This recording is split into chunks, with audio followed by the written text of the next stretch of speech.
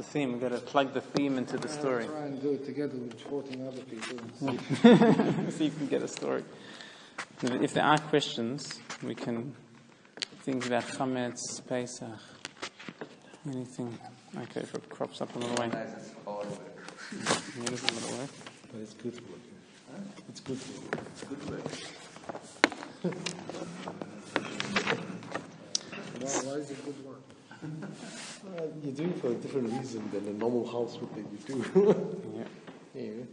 You got to think like that. It's like the normal everyday week vacuuming it's tiresome. But when you know you're doing it for a good reason. For a reason, then it makes it a bit different. You know, when you have to. You know, when you see, there are different things what the matzah represents. There are different things, different ways of looking at it.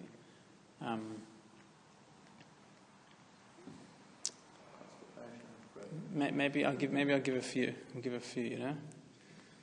So one of them, I was telling my class. I always ask the kids. I said, "What's the difference between bread and matzah?" So you think it's obvious, right? And they're like, "There's no flour in," and then they kind of trap themselves. And then the cleverer ones say, "There's no yeast. There's no yeast in matzah." But you can make bread without yeast, correct? You don't have to put yeast in bread. So I said that's not the difference either. Okay, it's flat. It's yeah, I know it's flat, but okay, it's not. You can also get. So you kind of get into a bit of a. So what is the difference? So I said, look, time. Time's the difference. 18 minutes and more than 18 minutes. So on a very, and this has really got to do with this is what this topic here that I was going to explore. Bread has flour and water, and matzah has flour and water. Basic ingredients, the basics, One girl was adamant that no, you have to put salt in bread. I said, look, you don't have to. That makes the difference. They're both of the same ingredients, but when you leave flour and water together, and you just leave it there, there's fermentation. It naturally ferments. You just leave it there and it just naturally starts to roast. Now, we don't have time or patience, so we add yeast to help that process happen. But naturally, it ferments. On the other hand, what do we do with matzah? We don't let it rest. From the moment that the two ingredients come together, it's constantly being worked, and we don't let it stay. We don't leave it to the vestige of time, as you said. We don't leave it to time. And that's very bolet. It's very, it stands out when you see how much is made. So like you said, the 18 minutes, there's a pressure clock because we're not letting this thing stay still. We're not leaving it like bread.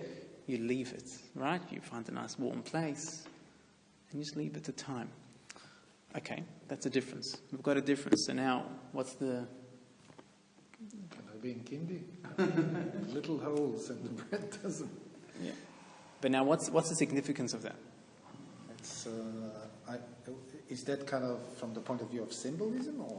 Yeah, meaning we have to now extrapolate. What's it telling us? It's about inflating yourself, being proud. I'm not talking about, you see, that being proud and inflating, that's another reason we can explore. But right now, I'm looking at this one aspect of being left to time, being left to the process of fermentation. To remind us of the Jews leaving Egypt in a hurry. So, and how does that tie in? That here you have Pesach, and this is another theme that you can easily tie into your Seder. Pesach is about a creation of a nation. Before that, we were a bunch of people. We had common ancestry. We're from Abraham. We had this spiritual legacy that was passed on to Yitzchak and Yaakov and the children. But it was a group of people. We were the Ivrim. Okay, we were the others, literally the others, right? The underdog, the others. And then at a certain point in history, Hashem intervened. We said this last week, that if Hashem wouldn't have intervened, history would have just kept plodding on. Right? Anu, Uvaneinu, we would still be Avadim leParo b'Mitzrayim. We'd still be slaves to Pharaoh in Egypt. But Hashem said, I'm intervening in history. I'm intervening in nature. I'm not going to leave you to the vestige of time. I'm not going to leave you to natural means. to ferment. I'm not going to let it happen. Your creation, Jewish people, will not be natural. Not only your creation, but your continued existence won't be natural either. We see that, right? That's, now we're looking back. You look back and say, that wasn't natural, right? What happened to us, the highs were so high and the lows were so low, and there's nothing in between, and our existence is nothing but natural. Yeah? And it starts from our creation. We have no place here. Every other nation, what happens? You have revolutions, you have votes, you have, kings get their heads chopped off, and then people charge the palace, and they start taking over, and then they make new governments. It's a whole process. There's no process. 12 midnight, bang, you're a nation. That's it. Death of the firstborn, boom, killed the Egyptians. We had this Gilui Shechina, we had this revelation, and Hashem says, now you're my nation. Done. 7 weeks later, Har Sinai. Here's the deal. Here's the Torah. That's matzah. That's matzah, right? How else can you express that how can you express that in such a perfect way? You have matzah. That's it. It hasn't been left to time. Hasn't been left. And now this is what we ingest.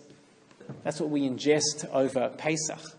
The 7 weeks between Pesach and Shavuot, was it actually 7 weeks? Yeah, 49 days. I mean, so it was really 49 days. Yeah, it was. Creation wasn't 7 days. I mean, if you... Okay, that's already like subject to a whole range of discussions and stuff. But the days between... This really was 49 days? Yeah, we left on the 15th of Nisan. We get the Torah on the 6th of Sivan, of Nisan till Sivan. So it's 49 days. It was literally 49. Literally. As we know. 50 or 51. Moshe Whatever, added a day. Yeah. 7 weeks roughly.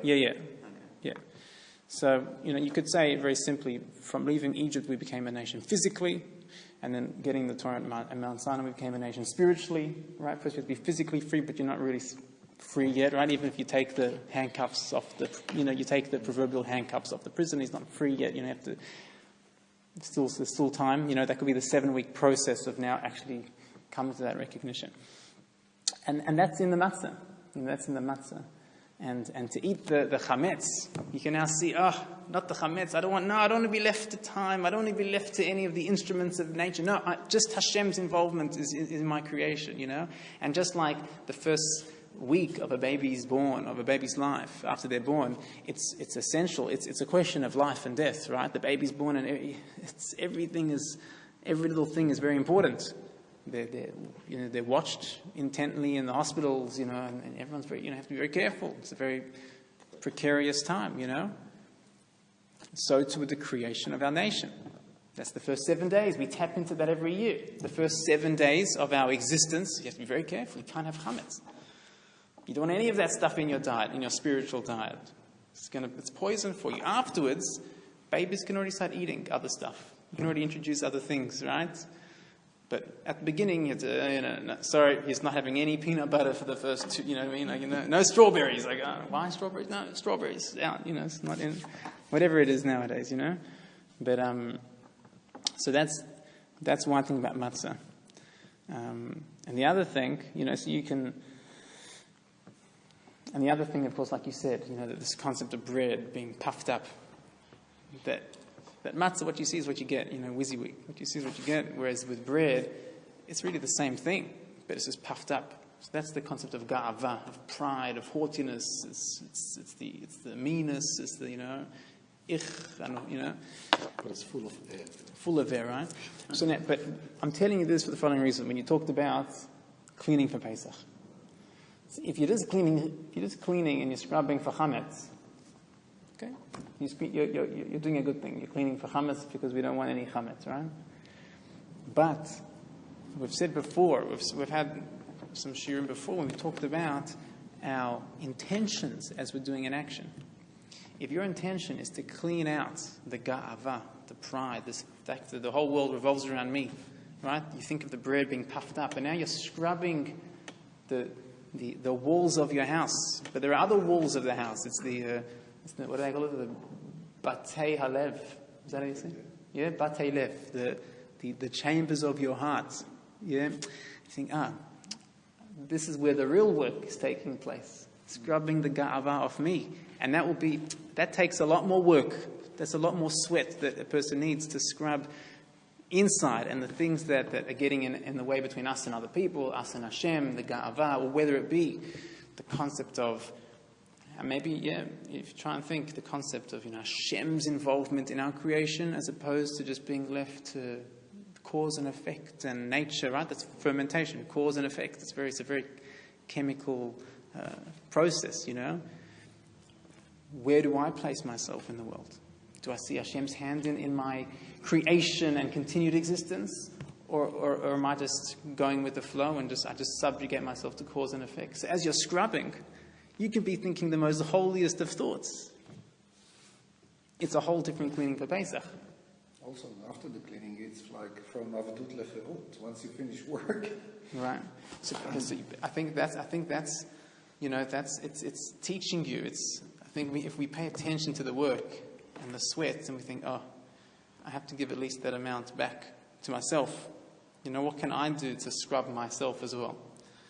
And whatever touches you most. Is it the cause and effect and Hashem's involvement in one's life? Is it the ga'ava and the haughtiness and the pride as opposed to anava, being humble? Whatever it is, latch onto something and use that, and then it can infuse your Pesach cleaning. I know you're going to go home, you're going to say, I learned so much about Pesach cleaning. Just take the broom. Tell me later, But, okay.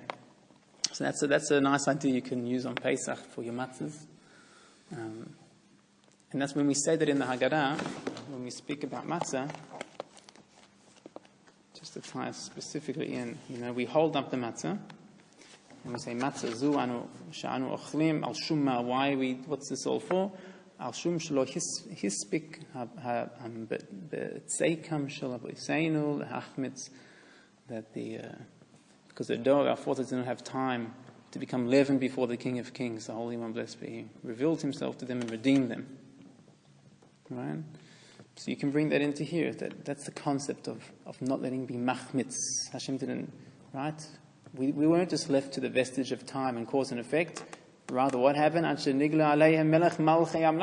said, no, I'm getting involved. So you can see it in the words that Hashem wants that involvement. He's not leaving you to lahachmitz, to the process of fermentation.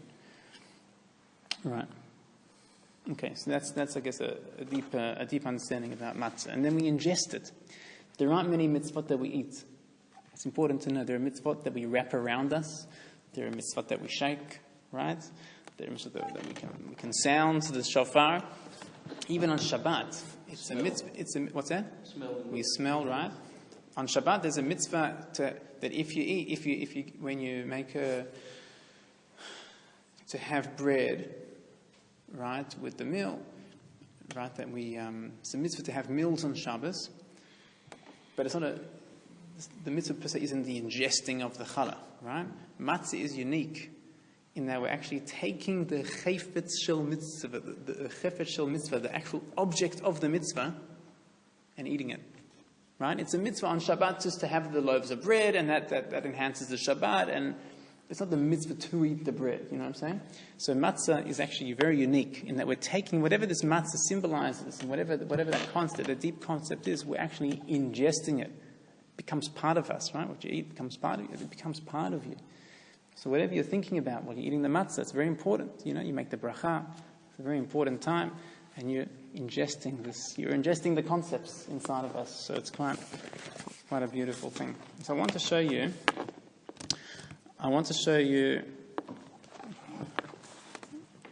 a subtle idea. Turn to, let's see if we can get this. Turn to Bamidbar. Bamidbar, Perek Hey, Perek 5. Let's see if we can find what page it's on there. Can I look for it here? I just want to find it here.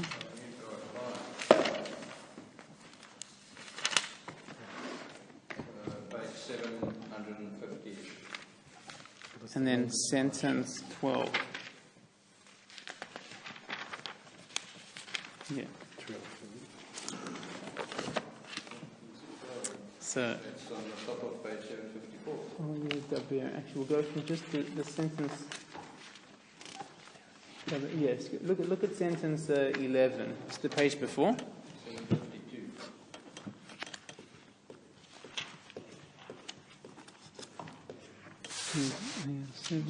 Wayward wife. 52. The wayward son. Okay, so it says, Vaydaber Hashem Moshe Lemor. Speak, Daber B'nai Yisrael, speak the children of Israel, V'amarta lehem, and speak and say to them, Ish ki tiste ishto uma'ala bo ma'al. So what's that mean? That if his wife goes astray, uma'ala bo ma'al, how's it? And she becomes what, treacherous? Yeah. So what do you do with her? Vehevi. So the man has warned his wife, don't conceal yourself, don't seclude yourself with this man. And she goes ahead and does it. Now we don't know if she did anything wrong or not. All we know is that she didn't listen. She was told not to seclude herself, and she did. So now here's the process. It's called the sotah, and here's the process the Torah lays forth. It says Vehevi ha'ish et ishto el Kohen, that the man has to bring his wife to the Kohen, Vehevi et korbana aleha, and he has to bring her korban on her, asiris ha'efa. What's it, a tenth of an ephah? What have we got there in English? I'm not sure what's an ephah. It's a measure. Yeah, I know it's a measure. I don't know how much. Asiris ha'efa kemach seorim, barley flour, lo yitzok alav shemen v'lo yiten alav levona. And the Torah says what don't you put on? You don't yitzok alav shemen, you don't pour oil on it, v'lo yiten alav levona. And no frankincense or spices. Okay? Anything peculiar? Anything? So Rashi says, now just so you picture the scene here. This woman, she's taken on the Temple Mount. Okay, she's in a very precarious, compromised situation. People watching. They take her tichel, her thing, they take that off. They really want her to admit if she's done anything wrong, because they don't want her to die in the process that's about to happen, where she's going to have to drink this water. And if she's guilty, she will, in fact, die through it. They want her to admit that she did something wrong, and then the consequence would be just divorce your husband and go home. So that's what they're trying to really pressure her to confess. And it's a very uncomfortable situation for her, but she also has to bring these offerings. Okay? That's an important point. She has to bring these offerings here. Now Rashi says, can you see the Rashi there? The Rashi, kemach. Can you see that? I'm not sure if you can. Second line. Second white line, kemach. Kemach shelo yeh misolet. It wouldn't be solid. What's solid? It wouldn't be fine. Right? Solid, it wouldn't be fine flour. So she would bring coarse flour. Okay? Se'orim. What's this barley? Velo chitim. Says Rashi that we have to take note that she specifically brought barley and not wheat. Velo chitim. He asta ma'ase behema ukarbana ma'achal behema. She did a beastly action, ma'ase behema. So what does she bring? V'karbana ma'achal behema. Barley was always used as animal fodder, as opposed to wheat, which was human food. So here she has to bring an offering of barley flour. And Rashi says, because you acted like an animal, so now you have to bring barley. Okay? Lo yitzok alav shemen. Do not put any oil on this offering, which other offerings would have had. Are you following in the Rashi there? Yeah. Shelo yeh korbana mehudar. It shouldn't be beautiful. It shouldn't be beautified. Shehashemen karui ur, because the oil is called light. Vehi asta b'choshech, and you acted in darkness. You went and concealed yourself in darkness, so you don't get to put any shemen, any oil on your offering. You getting the pattern here? Velo yiten alav levona, and you cannot put on any spices. Why? Sheha imahot nikraot levona. The foremothers, Sarah, Rivka, Rachel, Leah, they are called Levona. Did you know that? No, neither did I. As it says, Al Ga'ava Levona, Al Gav'at Levona, Vehi Pirsha Midarchein. And you deviated from their path. Yeah? But Kli Cheresh, in a clay, Kli Cheresh is clay, right? Cheresh? Yeah. In a clay, Cheres, in a clay utensil, he hashkta et hanoef. Is it from the word neshek? Hishketa. Or drank. You gave to drink. You gave to drink et hanoef. The noef is the adulterer. Yayin. You gave him wine to drink. Meshubach. You gave him good wine to drink. Because that meshubachim, in really nice, nice cups. You got the best cups you had. Therefore, tishte mayim hamarim b'mekida bezuya shel cheres. So now you will drink these bitter waters in a clay cup. Okay? So now, what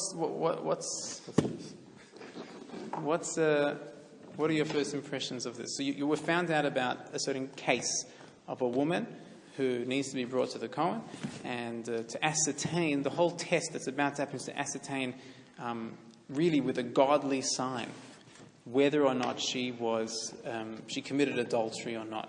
Okay, there weren't witnesses. There was only one witness who saw her conceal herself, to seclude herself, and no one knows really what happens.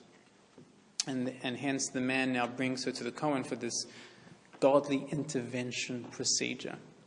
And in the midst of this procedure, she has to bring this offering. And Rashi breaks down the nature of that offering. Any first impressions about this offering? Any thoughts?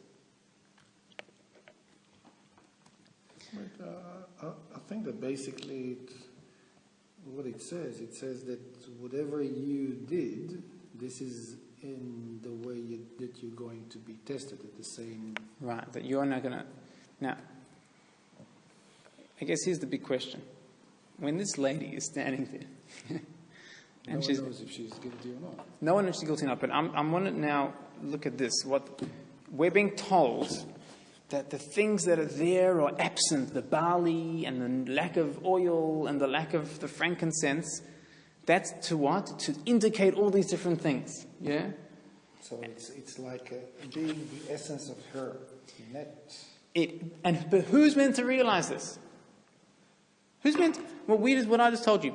The fact that you're not bringing the frankincense is because the Sarah, Rivka, Rachel, and Leah, they were known as Levonah, because there's a pasuk which says that really they were known as Levonah, and because you deviated from the ways of the Imahot, therefore you're not going to have any of the frankincense on your offering. No one ever told her that. What's that? Levonah. What is it? Literally, like frankincense, spices that would be brought with the offering. No one told her what it is. No one said, by the way, you're not going to have any frankincense because you were misbehaving. No one says that. She just doesn't bring it. How's she meant to know all this? I didn't know that the Imahot were called Levonah. So if I'm in her place and I'm bringing this thing, I'm not aware of that. And what? And when she brought the barley flour, you know what? She should have been cognizant to the fact. Oh man, barley flour, so embarrassing. You know what I mean? Meaning all these things, we're like learning out about her sacrifice, correct? And what she would bring, her offering. But the Kohanim had to teach that to the Jewish people. Who said? We don't ever see that she gets a lesson. We don't see that she gets a lesson in this. She needs to bring it. Behavi. No. Behavi et korbana. She has to bring her korban. That's it. And that's what. And the Pesach says she has to bring this. Period. And now Rashi says you should know that this signifies that, and that signifies this, and she didn't do that because of this. No one ever told her. Yeah, but there must have been precedents already. I mean, people had already talked about it. Was she the first? No, unless, as you said, unless she's the first. Surely it would have been known already, because it would not be the first time that it's been done. I don't think that's going to change it. Meaning, I'm not sure if they're going to Shiurim every week, I'm not sure if they're saying. It must have been the first time at some stage. Yeah, it would have been the first time. There would have been the first time.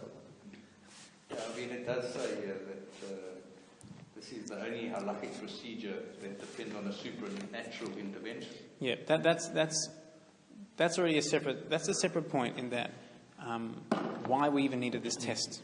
And you should know that from the first Beit HaMikdash, there were 10 constant miracles that we know of that took place. You could go there and you could witness miracles.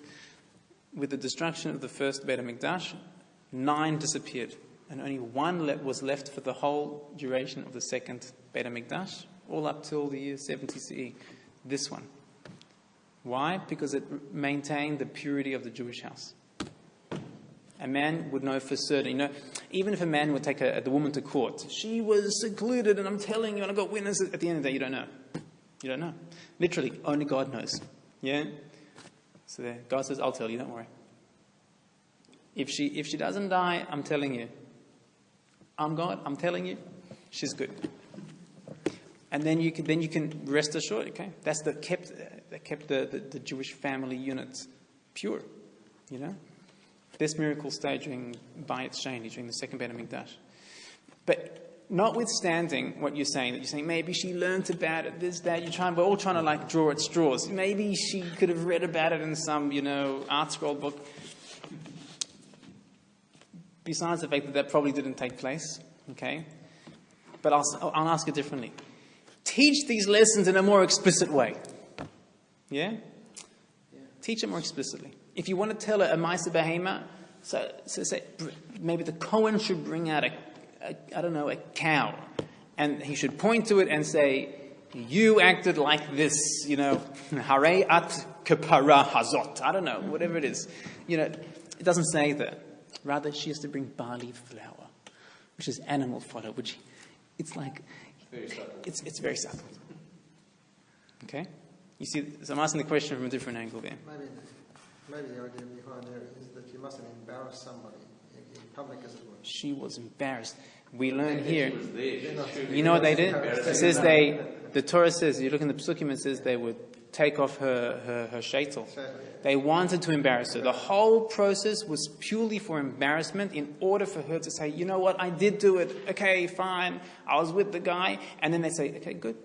Just divorce your husband and you're fine. They wanted to do everything possible that she wouldn't have to drink that water, because the second she drank the water, if she was guilty, she would die. And they didn't want her to die. They wanted to resolve it without that. So embarrassment wasn't. They weren't trying to avoid it there. But so first you teach it in a more explicit way, because these ones are barely recognizable. So here is where we come on to, I guess, a very interesting klal, a very interesting foundation, which is a very Jewish thing. It's very Jewish, which is the strength of subtlety. The strength of subtlety. That's what I call this, I think. The strength of subtlety. That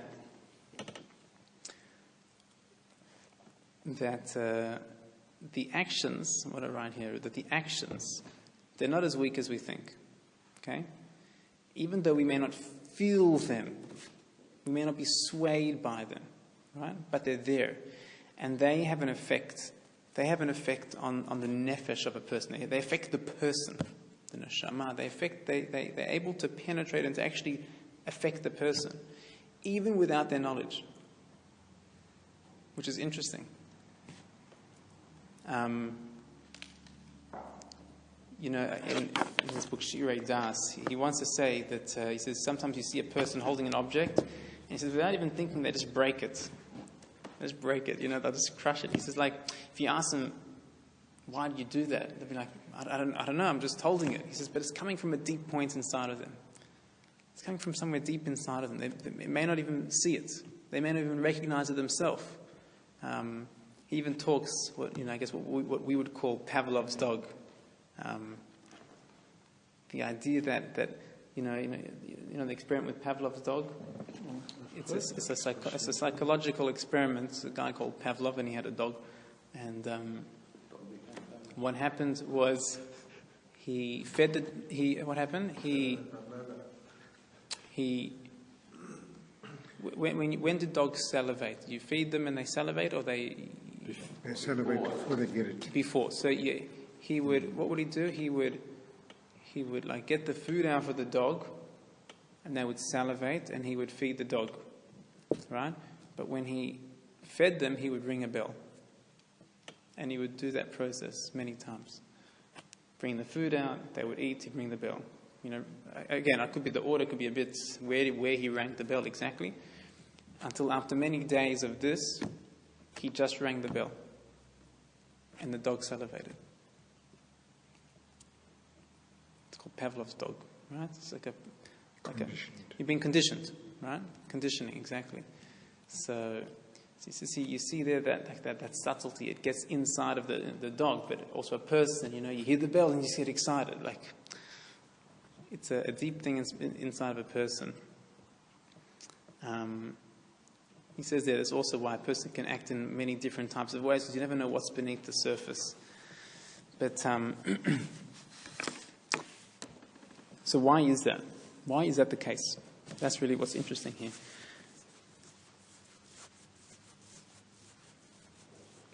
So why does it work that way? So he brings a mashal. He brings this mashal. He says that when you have this meal, and he says, it's open. He says, some animals can scurry in and they'll just eat food, type of thing. I'll try and flesh out the idea here. He says that the body, the physical nature of the body, when there's something loud and there's noise, it soaks it up, and soaks up the messages with it, leaving nothing for the inside. Yeah? But where the message is subtle, it circumvents the body, because the body is not paying attention to it. The body, there can be a talk and something can be very inspirational, very emotionally sweeping, You can be swept away. And we think, that must have been a very spiritually intense moment. The answer is no, not necessarily. It could be that the person was just swept away and the physicality just got involved, the eyes and the ears and the sounds and all those different things, but nothing was left. It was gobbled up by the body. Nothing was left for the insides, for the neshama. So what do? We have a very subtle action. The body, it kind of just, it slips by the body. It slips by the gashmiut, the tangible nature of the body, and it now has the ability to penetrate to the place where it should, deep inside of a person's, neshama, deep inside their psyche. You'll see the contrast. I think tomorrow, Good Friday, yeah? What's Good Friday? It's the crucifixion. That's what's going on Good Friday, okay? What do the Christians do for Good Friday? Easter eggs. That's what that's what they do. The marketers and yeah. What do they go in for? They go in for the passion of the thing, right? The passion. What's the passion? I was told, Mel Gibson's The Passion. When people are watching, Yoshki being crucified and all the blood and all the blood and the blood and the blood, they're crying. Oh, all the atonement, it's so beautiful. It's the regesh. And they're playing back the crucifixion, this very intensely powerful thing. It's not a Jewish thing. That's not a Jewish moment. That's being swept away in a very physical way. That's not penetrating the individual. What do? We take 210 years of slavery. Yeah? As one of my rabbis said, he said it's like your grandfather being born in a concentration camp. That's how long 210 years is. He says it was an intense thing, Egypt, they were hunting children, they were throwing children in the Nile.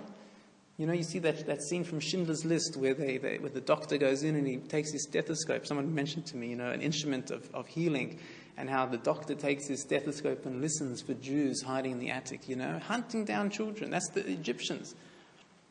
When it says Moshe couldn't be concealed anymore, what do you mean? Because they're hunting, they're going from house to house. You had a baby, they're pulling around children, throwing them in the Nile. And as they wake up the next morning, the Nile's nice and calm. And the midrash is they would go and complain to the authorities and say, well, do you have any witnesses? Where's the body? It's gone. No one cares. How do we remember that? We eat some lettuce. Quite dramatic. And every year someone says, it's not really so bitter, is it? Right? So then you put in a bit of the horseradish stuff. And someone gets like a bleeding nose because it's too intense for them, they breathed it in or something. But we eat some marrow. Like, what is that? It would almost be insulting to suggest to a Holocaust survivor that to recall your experience will have some, some sour lollies or something. It would almost be insulting. And here we're taking 210 years of what we would call the quintessential slavery in Mitzrayim, and we have marrow. So why are we having such a tiny... Because that's how you circumvent the body, and you affect the neshama. That's how you do it. You don't do it, another Rabbi Leff said, he says, you would think the beginning of the night your guests come in, you say, okay, fine, this half of you'll be the Egyptians, you'll be the Mitzrim, and you'll be the Jews, right? And for half of the night, you give them tasks to do, and you hit them, and at 12 o'clock, okay, switch, and you swap sides, and now, that's not how we do it. Okay, the Sephardim, they have their own little thing they try and do. Okay, but putting that aside, okay, they do what they get some... Even then, where they get some chives and they hit people on the shoulders with chives. Something someone told me, I don't know. Someone told me they use a Seder plate and they hit each other with Seder plate. Like, look, I don't want to implicate all of the Sephardim, but I know that there are various customs. But putting that aside, the mitzvot are subtle because they're not trying to just hit me here. They're trying to hit me in a much deeper place. And when you see you see the Jewish people, it's worked. I got that. It's a very famous quote.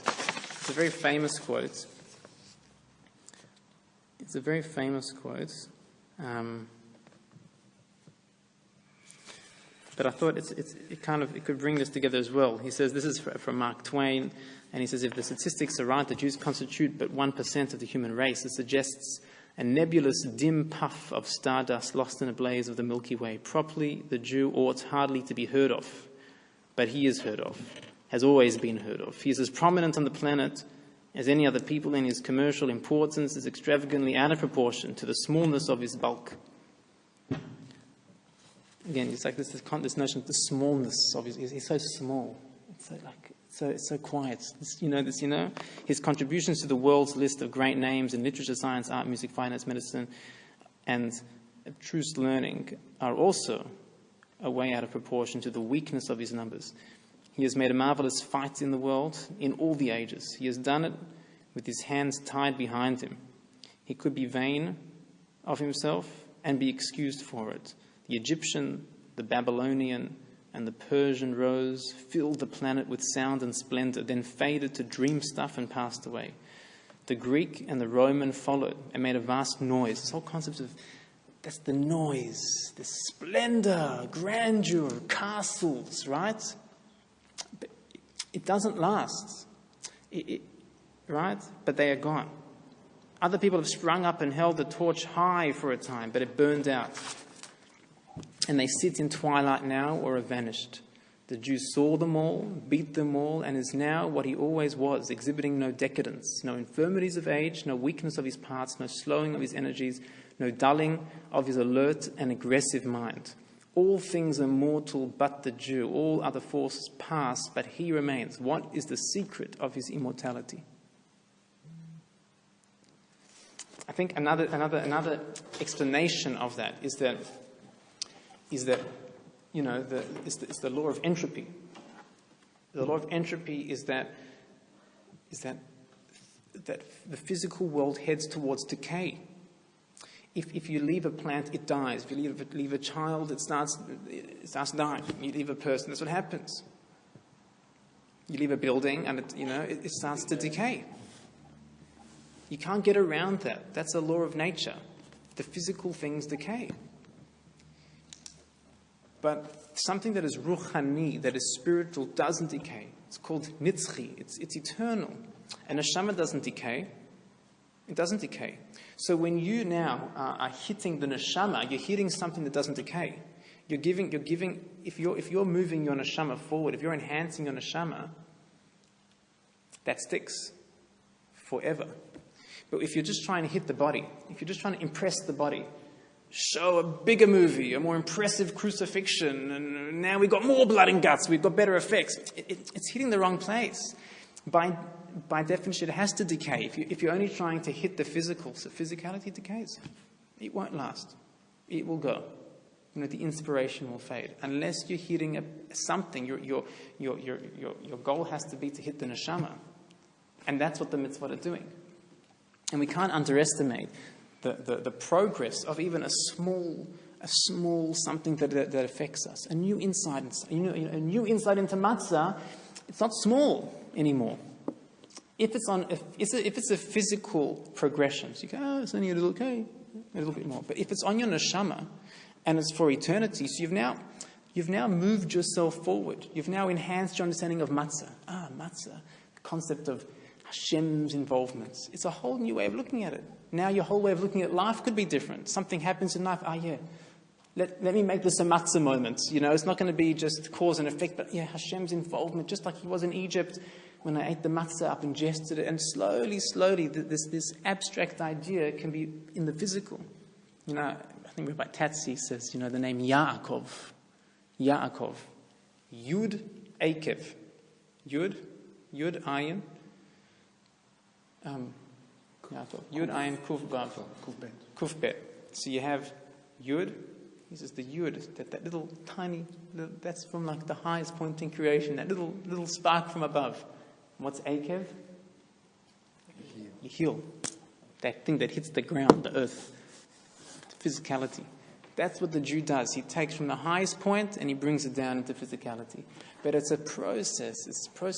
You're right, sometimes it starts with a very abstract idea, but then the more we try and attune and acclimatize ourselves to it, it becomes part of us, It becomes part of us. That's the process. I guess, that's what we're trying to train ourselves, try and train the people that we have around us to try and become more sensitive to that. So we get stronger by that method, whereas other nations become weaker. Yeah. That's really what's happening. I read something about Yaakov when he encountered his brother Esau coming back, and he got a shock because he saw like Esau's world was perfect. He had all this cities and wealth and armies and all this. And Yaakov had something like he was the spiritual part of them. And he said to Hashem, but they're more successful than what I am in that sense. Like, what's going on? The Esau of the world is too powerful. How can we do? And it was explained something like it's like it was they were bringing flax, a huge wagon of flax, and they put it drove it into a person who was at the anvil making, doing shoes or something. Right. And one spark lit the whole thing, and so how can all that flax come into this building? It's not a problem. One spark on his anvil just burnt the whole thing. So it is when Mashiach comes. Hashem said the whole world of the Goyish people, which will be tremendously strong and powerful, can disappear overnight, because that's the way I want it. I want it to come through the spiritual, the Yaakov, the spirituality. Right. This is what you were saying. So right, so that one little spark of Yaakov. One little spark of Yaakov can destroy or just negate the whole Goyish world. Right. Endeavors of wealth and power and military and might and land and I think what Yaakov said to Esav, sent a message. He said that, I think, even though I got all the brochas, it didn't work. That's right. Because he knew what's value for Esav, and for him it was not value. So for Yaakov it was a totally different kind of value. And when he saw the strength of his brother Esau, He's even more successful than I am in all the whole world. But Hashem said no. So what comes out from here also is that you see that actually the big grandiose actions can be counter-effective, which is counterintuitive, right? But they can be counter-effective. That, so to speak, like the person on their way to donate like $1 million, but doesn't have the time of day to like help that needy person they pass on the street. You know what I mean? Sometimes it can be very easy to do that big action. Yeah, but it's the small actions, and this is really where we can, I guess we can take it to this point that in order to affect ourselves and to train ourselves and to grow in an area, it's specifically not about the big actions. Not just because it's a big action and you should just start small. No, it's not about that. It's about how to affect your neshama and the language of your neshama, and trying to circumvent the body. That you're not trying to force the issue and be swept away in some sort of emotive moment. That's not the point. If you want to become a giving person, it could be smiling to the person next to you, saying good morning. It's not about giving bigger donations and giving weeks and during the holidays to help. No, that's easy to force yourself to. Then you say, okay, good, I'm done. It's just the small subtle thing that's going to be working at the neshama.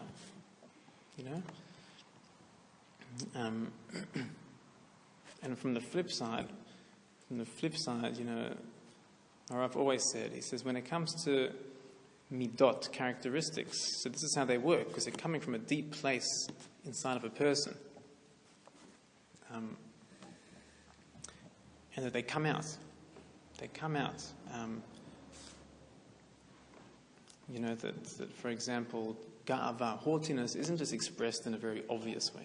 Sometimes it can be very subtle, how a person speaks. You can be speaking to a person and they'll just, I don't know. Just very subtle things. It could be just a flick of an eye. It could be a phrase that they use. Okay, everybody, this is what you're all going to be doing this. And it's like, well, hang on. Why should you tell us that we're all doing this? You see, it's just coming out. They can't help it. Because the midot, a person's characteristics, they'll express themselves. But isn't kind of part of, let's say, sometimes releasing without intention, gava, can actually give you the impression that this person is a proud person, but the thing is, by doing this, he learns, I made a mistake, sorry. Yeah, for sure it can be a learning process, for sure. And hopefully we are attuned to our actions, and you'll see, that's how I reacted in that situation. And then you'll learn from it, okay? And then you start working on it. But at the end but a person's characteristics, they will express themselves. And it's not just about big responses, big spates of anger, could become out very small in a controlling manner, in a very subtle controlling manner. That could be anger, how it expresses itself. It can be very, very subtle, because that's what we're dealing with, the strength of subtlety. So from the positive side, we can train ourselves in very small steps and realize that is a genuine way to now improve oneself, as opposed to,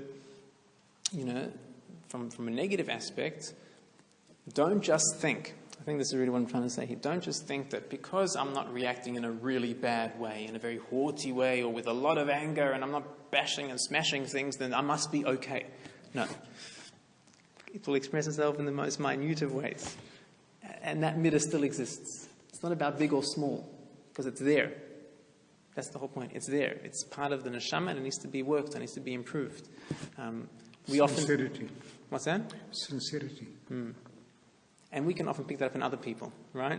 It's very easy to pick it up in other people. He's like, you know the characteristic that they need to work on, and you can smell it. You can smell it in the most faintest of smells. There she goes again. Whatever it may be. It could be a word, whatever, small thing. So, just to link that back to just to link it back to the Seder nights, we're full of mitzvot with the wine, the subtlety of the wine, being free. Okay, these are things that we should be thinking about. The maror, the bitterness. I know it's obvious, but this is now we've got to start working on these ideas and think, the bitterness, and we're ingesting that, and the leaning. Right? Again, it's a very subtle thing. Free men, even the poor man has to lean while he's drinking the wine. All those things, they're very subtle actions. I was thinking also that in the Haggadah, the 10 plagues are just like a little part of it, but we often get swept away with it. I'm not saying not to bring the kids in with that, but it's not the focus of the Haggadah. Yeah, it's not the focus of the Haggadah, and maybe for this reason, because it's not about big show works, plagues. Okay, it's part of it, but it's not the focal point. It could be that's how we need to attract the kids. But I was just thinking in terms of the setup of the Haggadah. Maybe that's why it's part of the process. So I hope you have a good Pesach. I hope you've got some good ideas for our Seder. And you can create a nice theme, story, Hashem's Hashgacha.